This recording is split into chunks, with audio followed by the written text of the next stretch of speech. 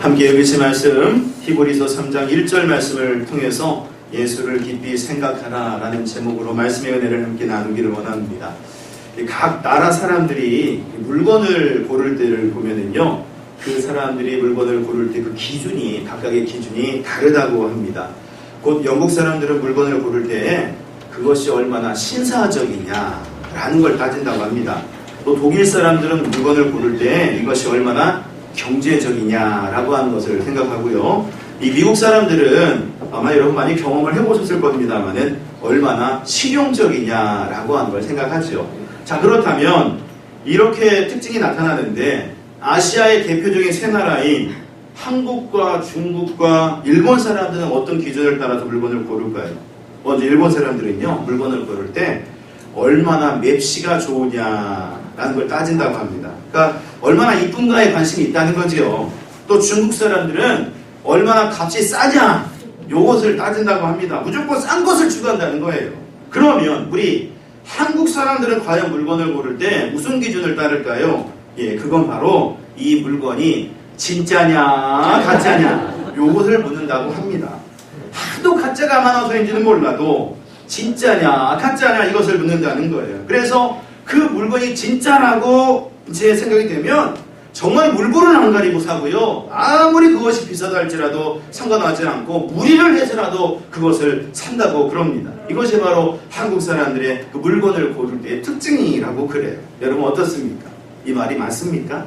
정말로 그런 것 같습니까? 아마 맞다고 수긍하시는 분도 있을 것 같고 그렇지 않다고 말씀하시는 분도 있을 것 같은데, 하지만 이렇게 공공연하게 이렇게 말이 되어지는 것을 보게 되면 이런 모습들이 우리 한국 사람들에게서 많이 나타나는 모습인 것 같기도 합니다. 그런데 사실 이게 좀 부정적인 좀 말이기도 하잖아요. 그러니까 우리 좀 씁쓸하게 만들기도 하고 그럽니다. 그런데 이 말을 가만히 생각해 보면서 순간 저는 이런 생각과 이런 질문이 생겼어요. 그것은 정말 한국 사람들이 이 진짜냐 가짜냐에 관심이 많다라고 한다면, 아 이거 진짜예요 라고 묻고 진짜라고 하면은 정말 물불을 안 가리고 그렇게 구입하거나 그런다고 한다면 이러한 모습들을 정말 우리 신앙생활에 적용해보면 얼마나 큰 유익이 있을까라는 생각을 좀 해봤습니다.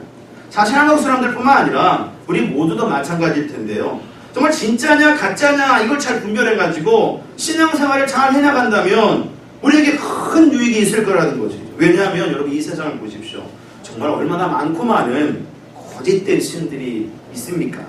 또 불완전하고 연약한 많은 사람들을 구원한다고 하는 자칭 구원자들 얼마나 많습니까?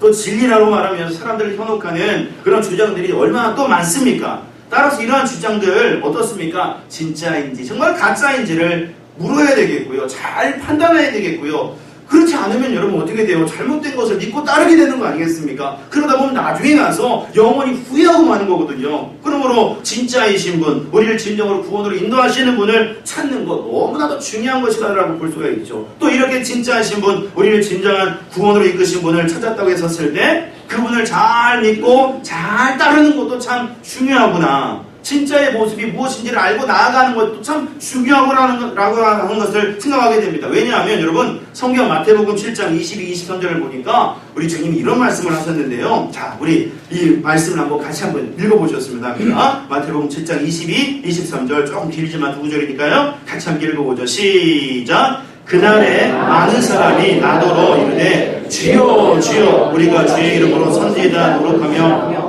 주의 이름으로 귀신을 쫓아내며 주의 이름으로 많은 권능을 행하지 아니하나이까 하리니 그때 내가 그들에게 밝히 말하되 내가 너희를 도무지 알지 못하니 불법을 행하는 자들아 내게서 떠나가라 하리라. 우리 23절은 따로 못 읽으셨던 것 같아요. 22절만 나왔던 것 같은데요. 예, 그렇습니다. 지금 말씀을 한번 보십시오. 어떤 사람들이 참 많은 기적과 역사를 드러내고 참 많은 일을 행하였다는 거예요. 근데 나중에 보니까 어떤 평가를 받았다고 그랬습니까? 도무지 알지 못한다는 평가를 받았다는 거죠. 잘 따른다고 했는데, 잘 행하였다고 했는데 결국은 버림받는 일이 발생하고 말았어요. 따라서 믿고 따른다고 할 때 무엇이 진짜로 믿고 따르는 거냐라고 하는 것을, 어떤 것이 옳은 것이냐라고 하는 것을 잘 분별하는 것도 참 중요한 것이라는 것입니다. 자, 그럴 때 우리가 물어야 될 것, 먼저는 그 진짜이신 분이 누구인가 라고 하는 것이고요. 또 두 번째는 그 진짜이신 분을 믿고 따르는 온전한 모습은 무엇인가? 라고 하는 것입니다. 그럴 때 이 질문에 대해서 오늘 말씀은요, 오늘 본문 함께 읽으신 이 말씀은 그 진짜이신 분이 누구인지를 우리에게 말씀하고 계시고요. 또 그 분을 믿고 따르는 것이 무엇인가? 진짜인 모습이 무엇인가? 라고 하는 것을 우리에게 말씀해주고 있는 것 같습니다. 자, 우리 다시 한번 우리 본문을 그러면 읽어보시도록 하죠. 히브리서 3장 1절 말씀 함께 읽겠습니다. 시작! 그러므로 함께 하늘의 부르심을 받은 거룩한 형제들아, 우리가 믿는 도리의 사도이시며 대제사장이신 예수를 깊이 생각하라. 아멘. 말씀 보십시오. 이 말씀을 전하는 히브리서 기자가 언급하기를 함께 하늘의 부르심을 받은 거룩한 형제들아 그럽니다. 이는 한 사람뿐이 아니라 여러 사람들이 하늘의 부름을 받고 온전한 구원의 길로 나아가고 있다는 거예요. 우리 모두를 말하는 거죠. 그런데 그 다음 구절을 보니까 이렇게 증거를 합니다. 우리가 믿는 도리의 사도이시며 대제사장이신 예수를 깊이 생각하라. 그 이 말은 우리가 믿는 도리의 사도가 바로 예수님이시라는 거고요. 예수님은 또한 대제사장의 역할을 하시는 분이라는 거예요. 그럴 때 이 말의 의미가 무엇일까라고 할 때요, 먼저 이 믿는 도리의 사도라는 말을 생각해 보면 이 사도라는 게 뭡니까 여러분? 그야말로 보냄을 받아가지고 증거하는 자라는 의미가 있지 않습니까? 그러니까 우리 믿는 도리의 사도가 예수님이시라고 한다면 예수님이 오셔가지고 믿는 도리를 증거해 주셨다는 말이 될 겁니다. 그러면 그 믿는 도리가 뭐예요? 그 믿어야 될 도리, 믿어야 될 가치, 그게 무엇입니까?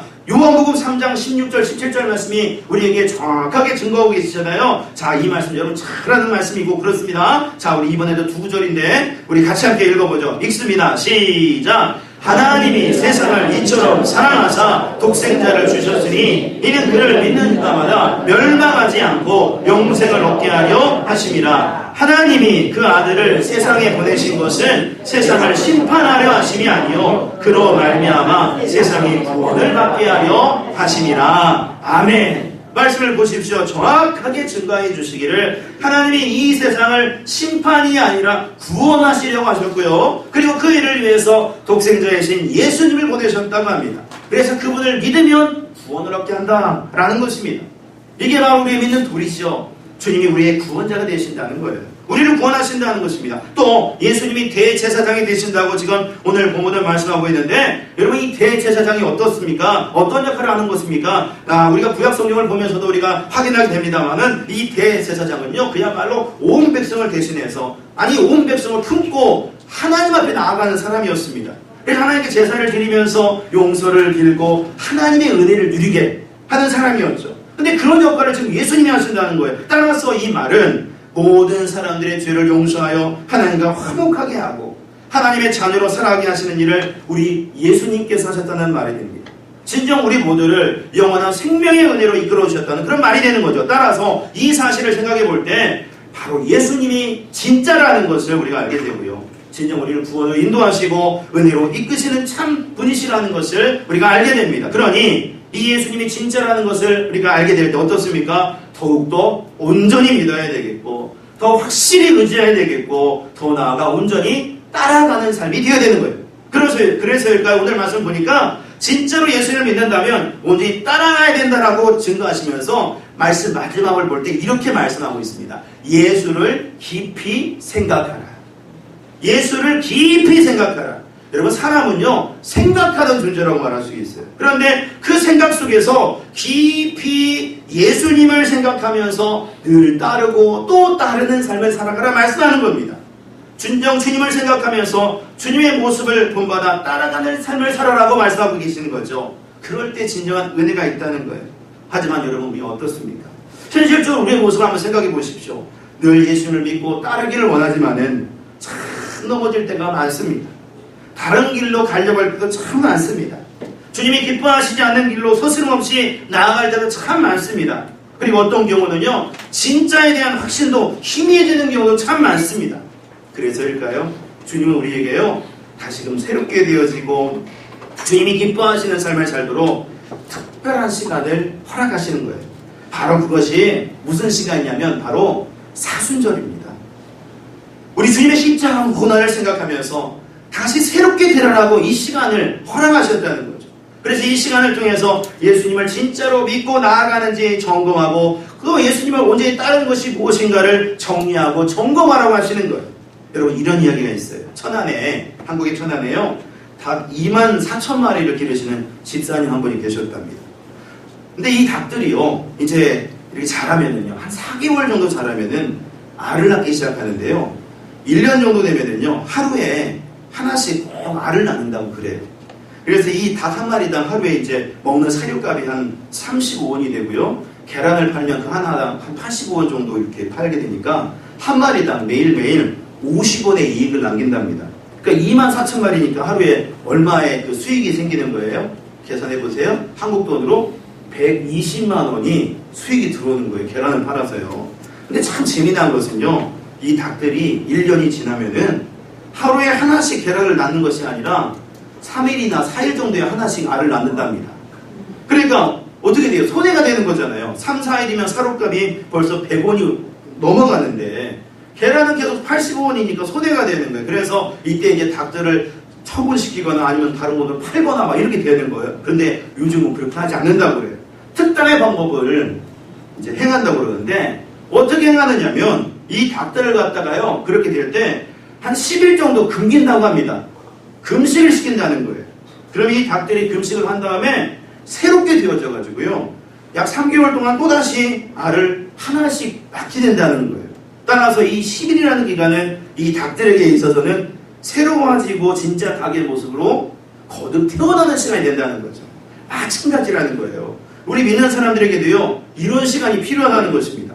다시금 진짜로 예수님 믿고 따르는 것이 무엇인가 점검하는 시간이 필요하다는 거죠. 그럴 때 그 시간이 바로 이 사순절이 되는 것을 보게 될 때, 여러분 이 사순절 정말 예수님을 믿고 의지하며 예수님을 깊이 생각하는 중에 이 따르는 모습들을 점검해야 될 텐데, 그렇다면 우리가 이 시간을 이렇게 보내면서 특별히 행해야 될 모습, 구체적으로 두 가지를 생각해 볼 때 어떤 것이 있을까요? 첫 번째는요, 이와 같은 모습으로 나아가야 된다는 겁니다. 자신을 괴롭히기를 온전히 하라는 것입니다. 자신을 괴롭히라는 거예요. 자, 스스로에게 이렇게 가슴에 대고 말씀해 보시기 바랍니다. 자신을 괴롭히자. 시작. 자신을 괴롭히자. 목사님 오늘 왜 이렇게 시험 들게 하십니까? 그럴 수도 있을 거예요. 자신을 괴롭히라.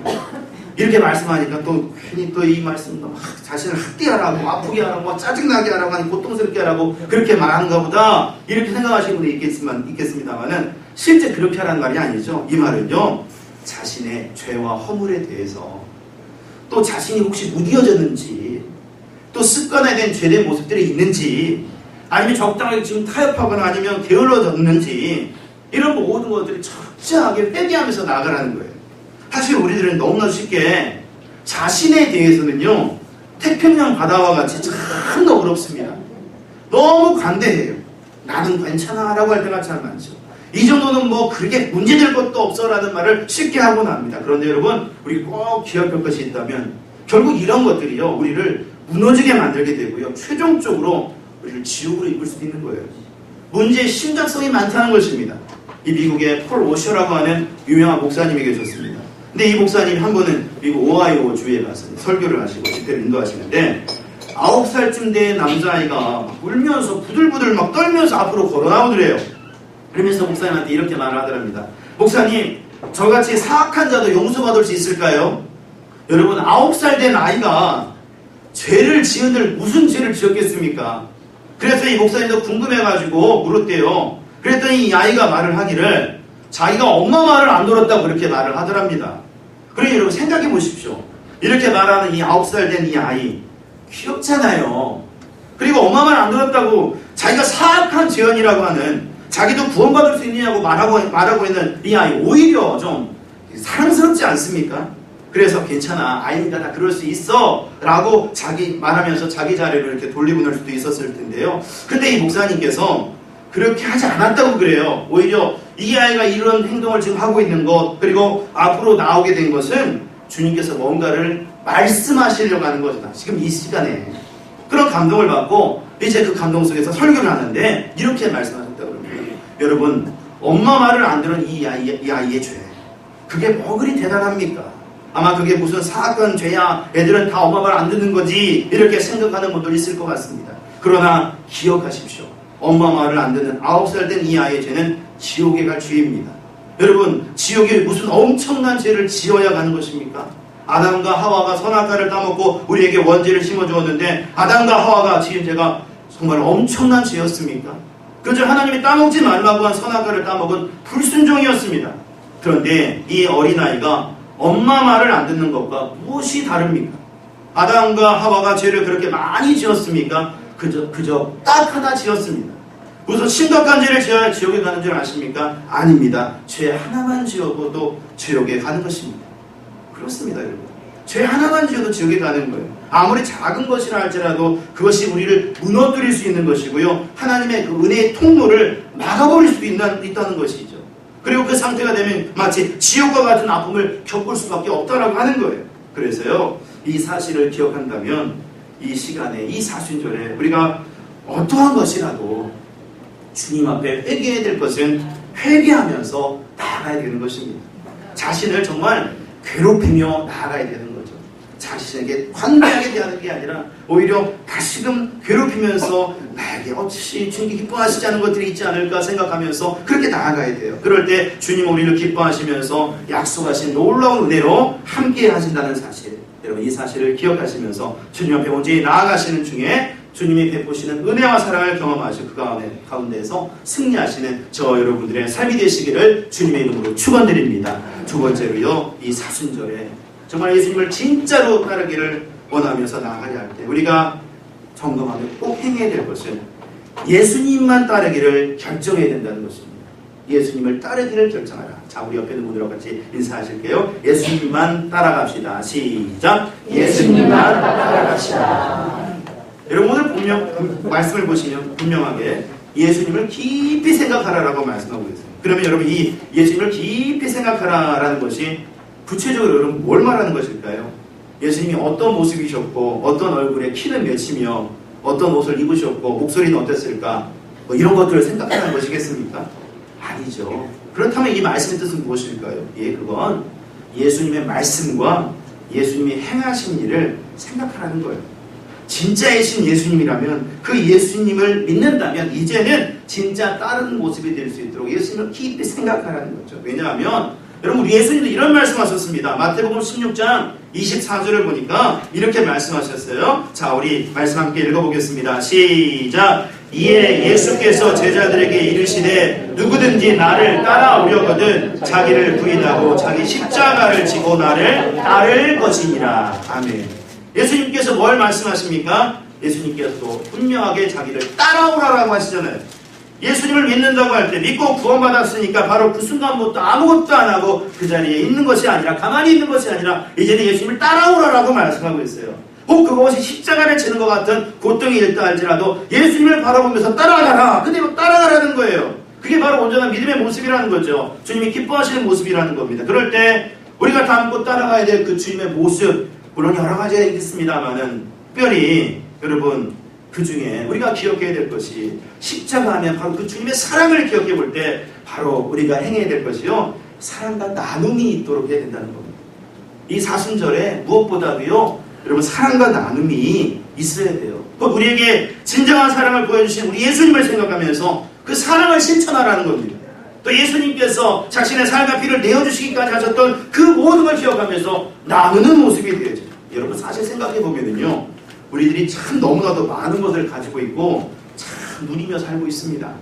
충분히 나누어도 모자라지 않을 만큼 많은 걸 소유하고 있죠. 그런데도 우리는 더 움켜쥐려고 하고 더 많이 소유하려고 할 때가 얼마나 많습니까? 하지만 진정 생각해보세요. 오늘이라도 여러분 주님이 우리를 부르신다면 우리는 주님 품으로 갈 수밖에 없는 그런 존재들입니다. 따라서 우리는 정말 지금 주님이 우리에게 허락하신 것으로 주님 기뻐하시는 일들을 채워가야 되는데 그게 바로 사랑 안에서 나누라는 거예요. 그럴 때 그것이 얼마나 큰 은혜가 돼요. 이런 감동적인 이야기를 하나 함께 나누려고 합니다. 한국의 컴패션이라고 하는 그런 단체가 있는데 여기를 담당하시는 서 목사님이라고 계세요. 근데 이분이 쓴 간증을 이렇게 보니까 이런 내용이 있더라고요. 이 목사님 한번 병원에서 연락을 받으셨대요. 그건 바로 이 백혈병을 앓고 있는 이 아이를 위해서 골수 이식을 할 수 있느냐 이미 이전에 신청을 해놨기 때문에 여기를 위해서 이렇게 온 겁니다. 그 말을 듣고 이제 흔쾌히 수락을 하고 이제 수술을 하는데 무려 사고가 나가지고요 목사님의 생명이 위독할 정도가 되고 어려움을 겪었다고 그래요. 그래도 이제 수술을 잘 마쳐서 회복이 되고 그랬는데 그런데요 수술을 마친 이후에 5개월이 지난 다음에 다시 병원에서 연락이 왔대요. 이 아이의 백혈병이 다시 재발이 되어가지고 골수이식 다시 할 수 있느냐고 그렇게 연락이 온 거예요. 근데 왜 다른 사람은 왜 못하느냐? 이미 한번 이분이 골수이식을 했기 때문에 다른 분은 못한답니다. 이분이 꼭 해야 된다는 거예요. 그래서 연락이 온 거예요. 물론 하지 않아도 됩니다라는 그런 말과 함께 연락이 왔는데 그 말을 듣자마자 여러분 어떻게 되겠어요? 고민을 하는 거죠. 이거 해야 되나 말아야 되나. 다른 사람한테 물어보니까 한 번 했으니까 그만하십시오 그러고요. 더는 가능성이 없으니까 하지 않아도 될 것 같습니다 그러고요. 그런 말들을 합니다. 그래서 그런 말을 들으면서 위안을 삼으면서 스스로 안 해야 되겠구나, 위험하지 등등으로 생각하면서 이렇게 정하고 왔는데 자꾸 마음이 편치가 않더래요. 그래서 또다시 마음이 편치 않으니까 다른 사람들에게 그 하지 말라는 말을 들음으로써 이제 위로를 받으려고 확신을 이제 정하려고 그렇게 이제 물어보는데 한 번은 이렇게 선교 여행을 같이 간 장로님이 계셔가지고요. 이런 사실들을 말한 다음에 의견을 묻는데 그분이요 하지 마세요 이렇게 말을 해줘야 되는데 오히려 그렇게 하세요 그러더랍니다. 그러면서 하는 말이요. 그 아이의 부모가 얼마나 힘들겠습니까?